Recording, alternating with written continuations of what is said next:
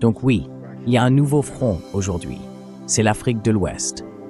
Le Sahel s'est rebellé, avec l'aide des Russes, contre l'empire néocolonial français, qui en réalité n'a jamais vraiment disparu. Donc on a des Américains, des Français et des supplétifs ukrainiens qualifiés de nazis, qui forment des djihadistes islamistes ayant envahi à la fois le Niger et le Mali. Et on l'a bien vu. Alors, 12 000 motards, certains tout droit sortis de Mad Max, foncent sur des pick-up armés et des motos, 2 hommes par moto. On imagine facilement l'argent que ça représente. Ces combattants étaient à la fois des djihadistes islamistes et des Touaregs qui réclamaient l'indépendance.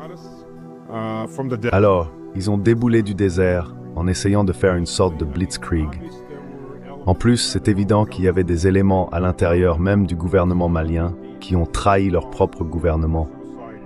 Les commandos, avec des attentats suicides, ont été guidés directement jusqu'au ministre de la Défense, qui a été tué avec sa famille, ainsi que d'autres frappes à l'intérieur de la capitale, Bamako. C'est un colonel, ou plutôt c'était un colonel de l'armée malienne, à l'époque où le pays était encore sous contrôle français, mais à travers des mains noires au lieu de mains blanches. Ils ont frappé fort au Mali, mais ils ont été repoussés.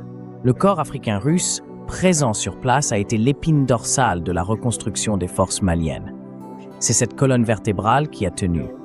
Ils ne se sont pas effondrés.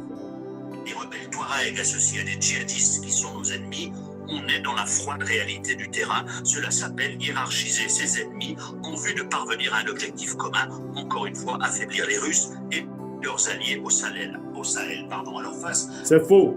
L'objectif commun, ce n'est pas affaiblir les Russes et leurs alliés au Sahel.